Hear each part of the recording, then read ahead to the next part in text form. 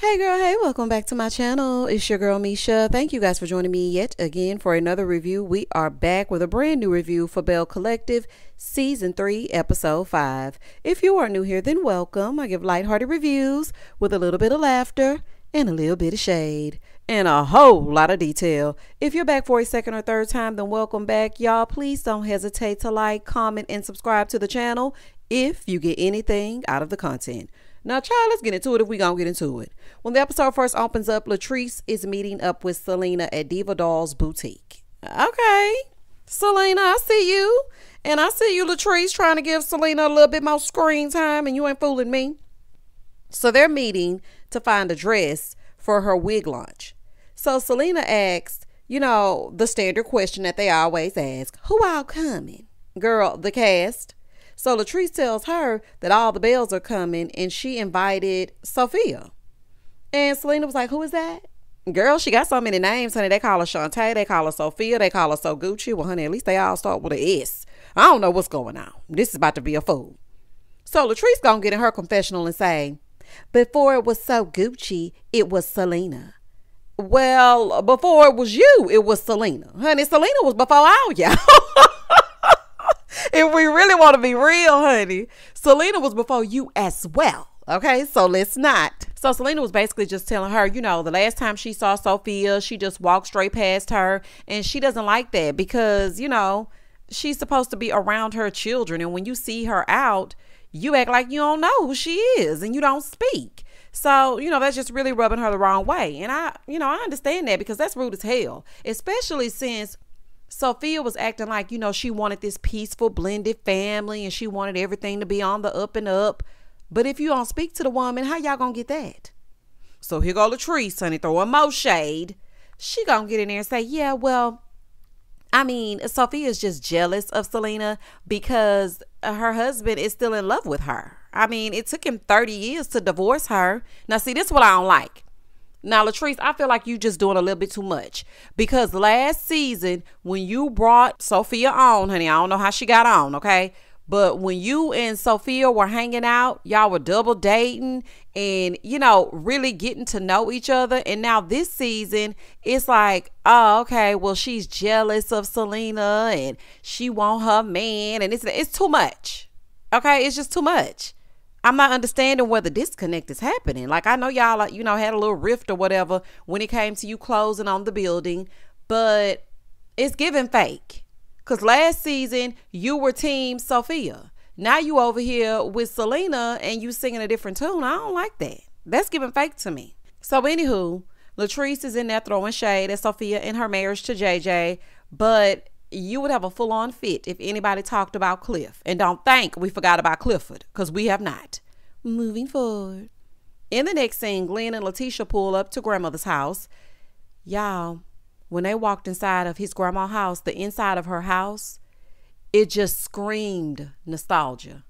That's a good old southern country grandma house where you go and you know you're going to get some good food. Everybody from the family going to visit. You gonna get a good laugh. Y'all gonna rank on each other. And that's what they say in the South when, you know, you're like shooting slugs, AKA you're like talking about each other and throwing shade. You know, you're gonna get some good laughs. You know, your cousin's gonna stop by. I mean, it just felt like a warm hug when I saw them walking there. I was really just like, you know what? This reminds me a lot of my grandmother's house. So his cousin, Monique, she was there. So he was like, just tell me what's gonna go on. So she was basically telling him that the doctors came by and said that there's nothing else that they can do. The only thing they can do now is make her as comfortable as possible and just wait it out. So they go to the back so they can go see her. I was so sad to see that lady laying there like that. Let me tell y'all something. Get that camera off of that sweet lady. I did not like that. Okay? She was trying to speak to Glen, but she could barely speak. And it reminded me so much of my grandmother. And I just couldn't. That just overtook me because y'all already know. Y'all know, and I have told y'all several times that my grandmother is my favorite girl. So seeing this woman laying here barely being able to say Glen's name, that was just too much for me. And Leticia was saying in her confessional, you know, that it was hard to see her struggle like that, struggling to breathe and struggling to speak. So they go back out and they're sitting with his cousin. So his cousin was telling them, you know, she's just tired. You know, she's 93 years old and it's just a lot for us to even go through to even bathe her. It's just too much. And she's like, she asked God every other day to take her home. Listen, when she's saying she's tired, you have to just let her go. As hard as it is, and I'm just trying to wrap my head around the time when that will come for me. And I'm just sitting here and I'm just thinking to myself, man, it's easy for me to say that, but you just want to hold on. But 93 is a long life. Like, you want her to be able to rest. So you need to tell her, because, you know, some people hold on because they need for you to let them know it's okay. It's okay to rest. So I feel like Glenn needs to just let his granny know it's okay to rest. You know, kiss her on her forehead and just tell her you love her and tell her it's okay. You can rest. Oh, child, it's just too much. Y'all know my grandmother has a special place in my heart. We speak every day, so I can't even get into it with Glenn right now. All I'm going to say is prayers for Glenn, and I just wish him and his family all the best. In the next scene, Leticia goes to visit Marie and her finger waves. Hey, girl. And so she's going over there to gossip about Jason versus Freddie, a.k.a. Glendale versus Marie Monroe. They was giving very much Jason versus Freddie, honey. Oh, I got to lighten the mood after seeing grandma laying out like that. Y'all need to cut it. Okay, cut the cameras. Glendale, everything shouldn't be a scene showing your grandmother like that. Oh, child, got attitude. But anyway, back to Jason versus Freddie. So she comes in and she apologizes to Marie about the way that he popped up and popped off. Okay, because she was not expecting Glenn to show up like that. So Marie was saying the way that he did that, it kind of made her think of Cedric the Entertainer. She said one night, you know, he wanted to talk and she didn't really want to talk. She was kind of silent. So he tried to make it seem like she was the one that was cheating. She said, you know, I just couldn't take it no more. So then Marie starts to cry. And she was like, when I wanted to leave, then he couldn't handle it. And so Leticia in the confessional talking about, I just feel so bad because I never want my friends to be triggered by something I'm going through. Now, Marie, how did you make Leticia feel guilty? How did this become about you? I was so confused. I said, say what now? Girl, anyway. So after they switch gears from that, she decides that she wants to set Marie up on a blind date. Girl, I hope you don't get him from that same cesspool you got Glendale. Okay, because we don't need two of them running around. The bells are already ringing. So Marie was like, you know, I just feel like I'm so successful that men just can't take it. And I feel like I need to get them to sign an NDA. Now, I ain't going to hold you. These days, I feel like I need to get one as well, honey, for my gentlemen callers. I don't want them trying to get my YouTube check. I'm just playing, y'all. I'm just playing. Honey, I don't want them getting a piece of my empire. Oh, child. But no, seriously, though. Marie, girl gone. So Leticia is like, we got to give you a fake name. I think I'm going to call you Anna. And she was like, nah, that's an old name. Well, honey, Marie is not too far from it. Just because you put Monroe at the end and you with them finger waves, honey, that don't mean nothing.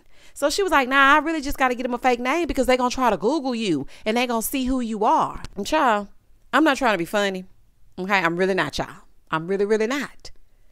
But do the millionaires live differently in Jackson?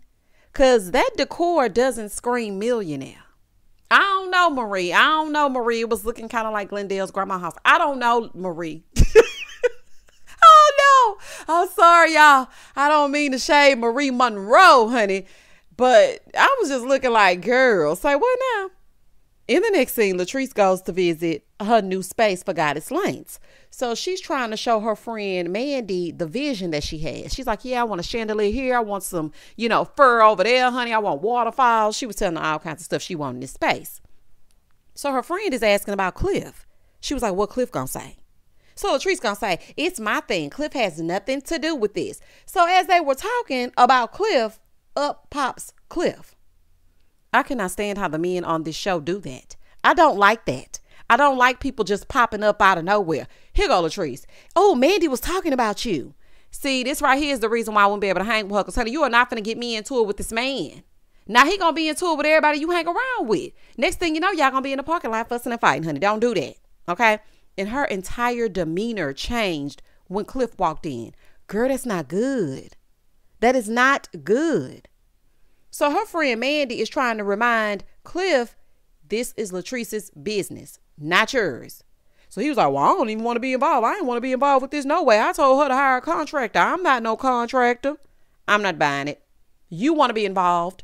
Latrice said y'all sit on the phone, not even talking to each other. Just hold the phone all day through the workday. So you trying to tell me that you don't want to be involved in this project? Sir, she cannot exhale without you micromanaging it. So I don't believe for 1 second that you didn't want to be involved. In the next scene, Latishia and Glen are meeting up. So she gonna say, normally I don't do date night, but because of his grandmother, I need to check on him, but I don't want him to get the wrong idea. So you show up dressed with mercy and grace and a little lace number? And girl, who you think you fooling? You could have sent him a text message. You showed up because you wanted to show up, or they told y'all to film together, or whatever's going on, honey, but you could have sent him a smoke signal or something. So she sits down. He starts talking a little bit, and baby, you give him an inch and he take a mile. He was like, so what about us? Like, what's going on with us? What's going on? You know, because I just been thinking that, or I need to know what's happening, because I don't want my son growing up without his father. I don't want him being in the house without me. So then he starts thanking her for going to see his grandmother. She had to politely tell him, just because I went over the river and through the woods to your grandma's house do not mean that me and you are back together. Like, yeah, you doing all the things and you went to see the lady one time, but that doesn't mean that me and you are just back together. Maybe your life doesn't involve me. Well, baby, what she say that for? So she telling him that her and Josh are going to live in separate houses. Girl, he can tell you bluffing, and he try to call your bluff every chance he get with his scary behind. So he was like, well, I feel like you gonna mess around and lose something serious. Sir, what exactly is she losing? Do you even work? Like, what exactly would she be losing? See, I knew Glen was going to use his grandmother being sick as a way to get back in with Leticia. I knew it. I knew it. I said, look at him. He can't wait to be sad so he can run over there with Leticia at, so he can act like, oh, you know, I just need you right now. We got to stay together as a family. Family's important. People are losing people left and right. No. Okay. Prayers up for grandma. But at the same time, Glendale, you're not going to just hurry us along so that you can hurry up and be forgiven. It don't work like that. So she gets up and she leaves because he's talking crazy. She was like, you know what? Let me get up and let me leave. He said, oh, people get a little money and start acting brand new, don't they? When he said that, y'all, that right there told me that he's jealous of her success, which I already knew. I already knew that. And that's the only reason why he's staying around. If Leticia was still wearing that bad wig that was cocked to the side, I'm talking about a full-on synthetic from the hair store, and she was still in that house pretending to be a businesswoman in that bedroom when she didn't have no office or nothing else, Glendale would still be doing him. But because she's successful, she riding around and she getting it. She's doing speaking engagements. She's booked and busy. She's one of the Bells to be talked about on this show. Now all of a sudden, I want my family. You should have wanted your family before these cameras got into our lives. Why you didn't want your family then? So he following her out to the parking lot, because y'all know that's what he like to do. Talking his Glen talk with his selfish behind, doing that typical BS. You not about to take my son. Glen, cut the crap. That woman has never kept your son from you. So why would she start now? Just because y'all don't live in the same house and she wants to go that away does not mean that you will not have a relationship with your son. See, you one of them type. You one of them type of people to get on social media. She keeping me from my son. That woman is not going to keep you from your child. And really and truly, I feel like you just using your son as leverage. It's getting ridiculous. It really is. You cheated for years, but you want her to get over it in 5 business days. It don't work like that. And you keep on throwing up. I didn't grow up with my dad. I don't want my son to grow up without his dad. You didn't think about that when you was having sex, honey, when you were laying it low and spreading it wide. Do you know the psychological damage and the trauma that you experience thinking that your life is about to change because you went and laid down without protection and you think you may have an outside child outside of your marriage? Like, you ain't thinking about nobody but Glen. Boy, if you don't go. Moving forward. In the next scene, Maria's waiting on this blind date. Child, she is at this arcade talking about, do businessmen bowl? Girl, what are you talking about? Marie, quit putting on airs, honey. Do businessmen bowl? Girl, anyway, so she's sitting at this arcade. This man walks up to her and says, you can call me player. I'm not a player. I just crush a lot. Okay, big pun. I'm not about to play with you.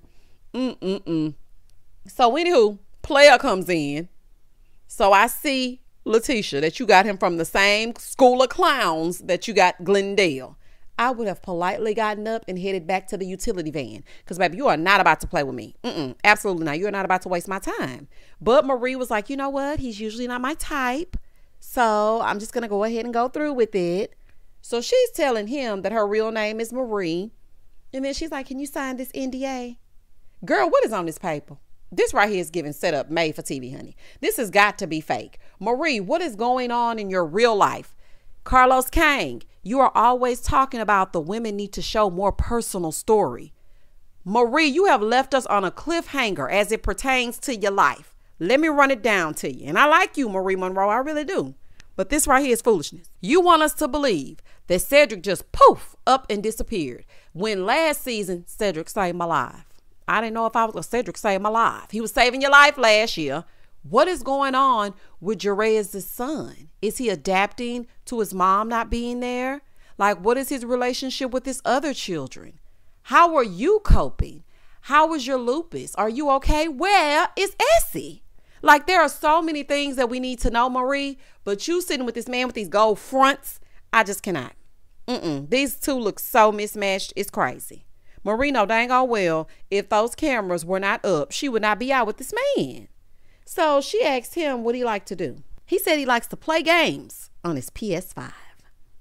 Absolutely not. Okay, absolutely not. I said what I said and I ain't changing it. At your age, Marie, you do not need a man that can't leave the house without his costume jewelry on, or he can't use his government name. Player is playing in your face, and you playing in my face. Y'all ain't got time to play with y'all. Moving forward. So she goes outside, okay? And she ends up FaceTiming Leticia. Now, Leticia, you know dang on well, she used to the men in suits. Y'all remember how Cedric used to dress? Baby, Cedric was wearing a suit, honey, to go to the grocery store. So, anywho, they ended the day. Marie FaceTimed Leticia. She's like, girl, he's hood. I'm a professional. Now, Marie, you got a little bit of hood in you as well. Okay, let's not play. But, baby, the way in which our friendship would have taken a hit, wasting my time with player, I do not have time to play with you. In the next scene, today is Latrice's wig launch party, honey. And she is doing a walkthrough with the models. So she dedicated a wig to each of the ladies. So Leticia's wig is called, okay, the Peelahatchie Posse. And I thought Leticia's wig was cute. So I was like, oh, okay, that's cool. Sophia's wig was the bust down middle part, straight. It was called the Dress for Less. Honey, it's giving Ross. Okay, it's giving Ross. And then Tambra's is called West Side Tam. Because she wants the real deal Tam, not the church lady with the prayer cloth, Tambra. Okay, it's giving Phaedra high class Parks. Honey, who is the real you? City girl Phaedra or Willie Watkins Phaedra? That's what Tam is giving. Then she did one for Akeisha. It's called the Hattie Mae. She's like, yeah, because I mean, she gives me old maiden vibes. Then the No Marie Monroe blonde bob wig. Well, honey, listen. The shade is strong, but the wigs are cute. And call me a grandma, honey, because I like the Hattie Mae. I like the blonde bob. Honey, I like them all. I really would rock any one of them, honey. So, I mean, I like them all. They were really given what's supposed to have been gave. This is shady as I'll get out, but it is creative. It is very creative. So she's getting her hair and her makeup done, right? They have done the walkthrough. Everything is everything. So as she's getting her hair and makeup done, the stylist is asking if Josh was coming. So she's telling her, you know, that Kiki told her that he was telling her business. She said, I literally got in the car and I cried, you know, because I just cannot believe that he would do that, because my biggest thing is loyalty. I'm very loyal to my friends and the people that I surround myself with, and I expect the same thing in return. So she was like, Cliff might have been right about him. He might need to be fired. I mean, girl, you might need to have Marie draw you up an NDA for Josh. Because, baby, he's telling all your business. So maybe Marie can help you with an NDA, honey. But now, in all seriousness, I would have felt betrayed that you were telling my business to other people, especially my marital business. Now, don't get me wrong. You put him in your business, but that still was not his business to tell. Like, Now, firing him, that might be a little bit too much. But Akeisha was right. She told him to have a plan A, B, C, D, E, F, and G, honey, because it ain't no telling what you and Cliff might pull. I would just make sure not to involve him in any more of my marital business. You can still be a friend. You can still have him, as an employee, but just don't tell him nothing personal. You can't share something if you don't have no intel. I'm not giving you nothing. Therefore, and thus and such, you ain't got nothing to share. So anywho, the ladies are showing up. Let me tell y'all something. Baby, Akeisha showed up looking thick. Do y'all hear me? Akeisha knows she was looking like a baddie, honey. Y'all just go back and look at that scene. Akeisha, you was looking so cute. Baby, Kiki said, "Old maid well." Honey, I see why old Willie the city slicker picked you up, honey. Because, baby, she was wearing that dress. Akeisha looked awesome. That's the best I done seen her look on here. Now, she does give you conservative, honey, buttoned all the way up to the damn top of her neck sometime. But, baby, she was stepping out of that thing. Do you hear me? So then Leticia shows up next. So then Selena shows up. So Akeisha gets in the confessional and she was like, it's just funny to me how Selena and Cliff had a relationship before Latrice and they're so close. Like, it's weird. She's like, I feel like it may be something going on between the two of them. And I'm not talking about the husband and the wife. I'm talking about her and Selena.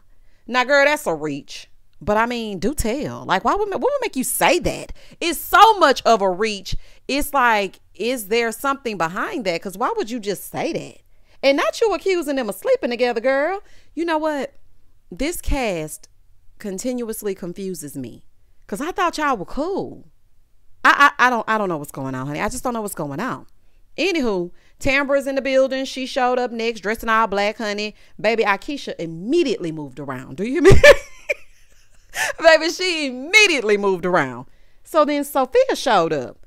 And she spoke, but it was kind of like the cold shoulder. Girl, why did you even come if you don't want to greet the host? Why? Like, if you knew that you didn't want to be bothered, then don't come. Take a page out of Marie's book. Marie ain't show up because she knew her attitude wasn't going to be able to make it through the event. Or through the event, honey, because I ain't said that in a while. So she didn't come. Like, just do that. So Sophia and Akeisha, they're on one side. Kiki was like, I'm going to stay over here because I don't do fake. Over with Tambra and Selena, she's asking Sanjay if Sophia spoke to her. And she was like, yeah, she spoke. We had a conversation. She spoke. So Tambra goes, why wouldn't she speak? So Selena said, she normally doesn't speak to me. If I want to speak, I would have to take my fine self over there where she is like I always do. So Sanjay kind of walked away like, child, let me get out of this. That's between y'all. So then Sophia comes up to Tambra and speaks to her. And she getting ready to walk off. So Selena was like, is that the only person that you see? Sophia said, well, you didn't want to speak to me at the baby shower. Girl, I thought y'all spoke at the baby shower. Didn't you ask her for water? So I don't understand what is happening right now. So then Selena was like, well, did you offer to help at the baby shower? And she was like, why would I offer to help? Nah, I ain't offer to help. So now they arguing. Sophia said, I'm not about to talk to an extra.